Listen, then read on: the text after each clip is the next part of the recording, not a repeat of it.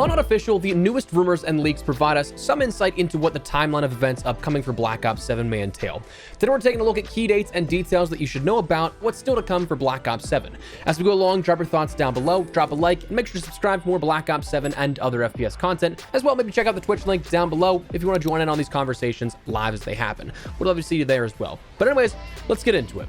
So it feels a little out of the ordinary right now for this timeline of events and marketing for Black Ops 7, right? If you feel that way, you're kind of justified in thinking so. Historically speaking, the majority of Call of Duty titles have been revealed in May or June, with the only recent introductions, thanks to Warzone, altering the course of that rollout. With the last 5 years, we've seen 3 titles revealed for the first time in August instead of that May or June timeframe. Now, Black Ops 7 did indeed have a teaser trailer to close out the Xbox game showcase on June 8th, so technically speaking, following in the footsteps of the traditional marketing approach, but it's not the dubbed worldwide reveal by any means. So that'll be something that shows off the game even further. That was confirmed recently to be August 19th. So another game of the last 5 years to be added. Of these 6 titles revealed, 4 of which will now be revealed worldwide in August. So while we've been a month removed from hearing about anything official for Black Ops 7 from that teaser trailer to close out the game showcase, August 19th is still another month away, which means that we have a decent bit of time of just sitting here twiddling our thumbs if we want to learn more about the game. Well, as for what to expect here for this, officially speaking, the announcement came from Jeff Keighley, the host of the upcoming showcase of Opening Night Live, where this will be taking place. He said, Call of Duty Black Ops 7 worldwide reveal at Opening Night Live kicks off Gamescom in a massive way.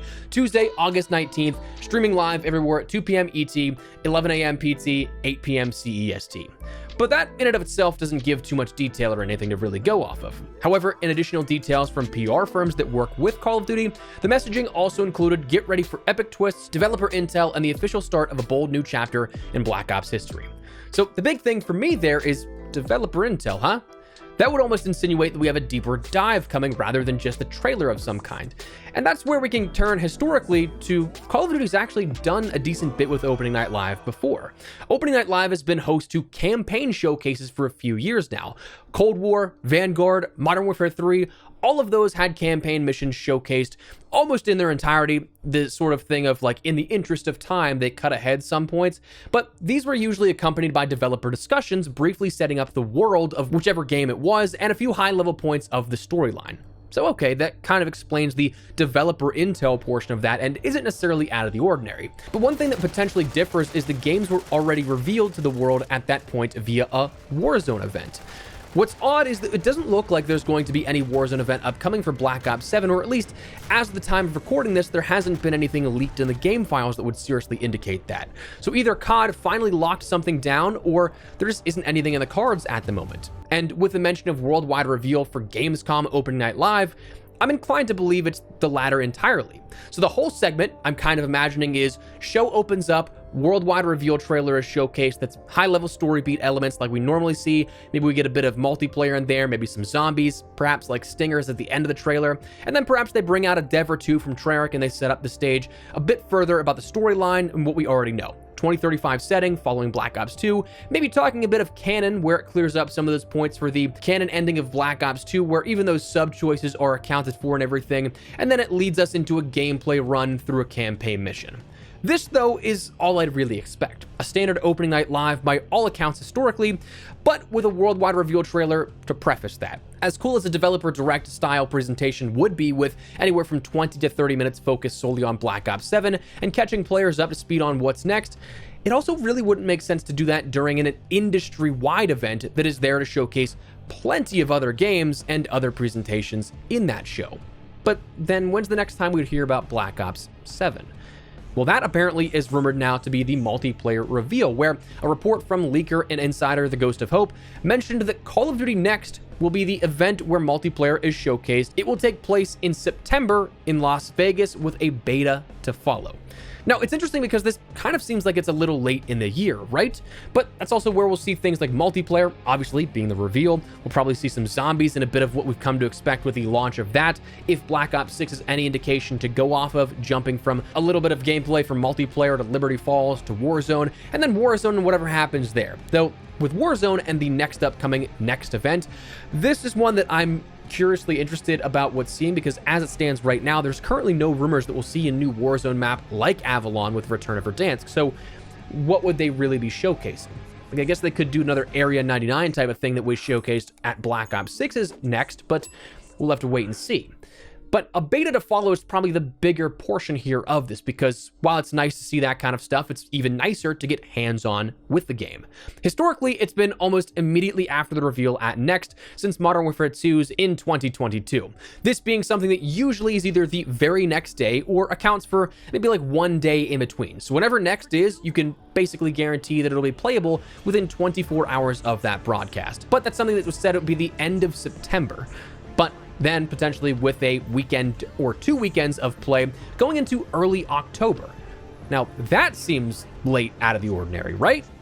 Surprisingly, actually not. If we were to compare beta timeframes, Modern Warfare 2019 saw its beta weekends go from September 12th to the 23rd, Cold War October 8th to the 19th, Vanguard September 10th to the 20th, Modern Warfare 2 September 16th to the 26th, Modern Warfare 3 October 6th to the 16th, and Black Ops 6 actually started the earliest beta of August 30th to September 9th. So this realistically wouldn't be the latest that we've seen in relation to a beta timeframe, but also wouldn't be the earliest. But one thing to remember with this time around is that if it follows the lead of Black Ops 6, which I'm very much imagining it does now that it's an Xbox IP, is that what's different this time around and with Black Ops 6, as with the prior betas before that, is there will not be any platform-specific weekends.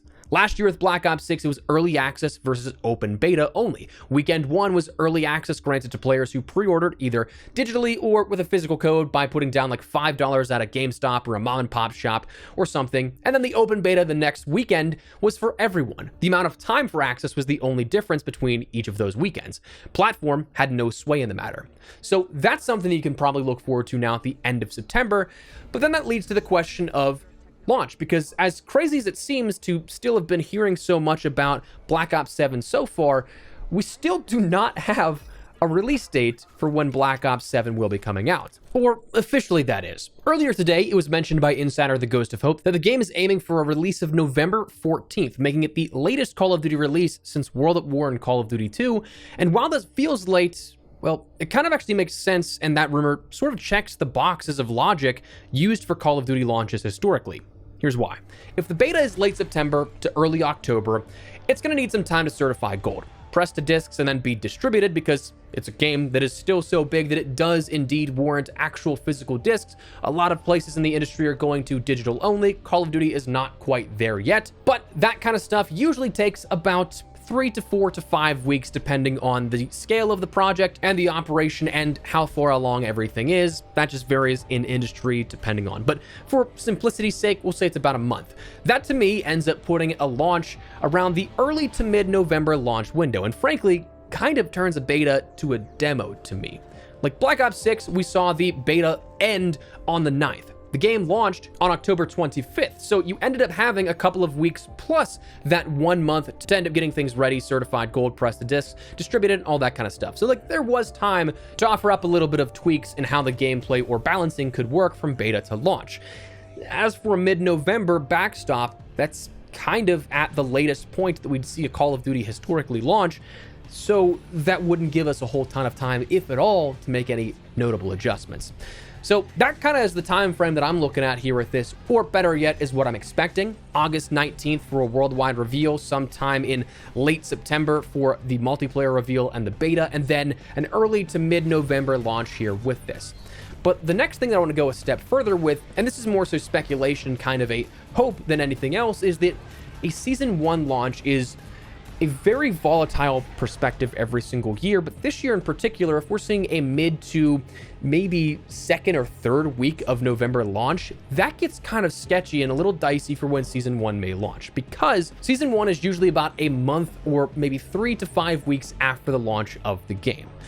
But if you take a month after that point, you're getting dangerously close to when the holiday season will be for the developers that work on the game. My hope is that if we do see a mid-November launch, and maybe this is a hot take, I honestly wouldn't mind if we saw a Season 1 launch in January, after the holiday break. Now, will that happen? Probably not, but a Season 1 in January launch, A Season 1 January launch could allow for more players to have time to rank things up in the weapon simulator that multiplayer has become the last few years, to get things ready for Warzone if they want to jump over there. It would allow for a stable build through the holiday season, because that launch product is 99% of the times way more polished and finished compared to what we see with what inevitably breaks every single Season 1, and it would allow for devs to be hands-on with the game as soon as Season 1 drops, to tackle any sort of issues and go focused beyond that as well, as opposed to, historically, Season 1 drops, devs are there for a few days, and then go on holiday break for about 3 weeks' time. That, of course, leads to massive problems throughout the gameplay experience and the community, but if it launches in January, then that wouldn't be an issue, because everyone would be back and focused on the task at hand.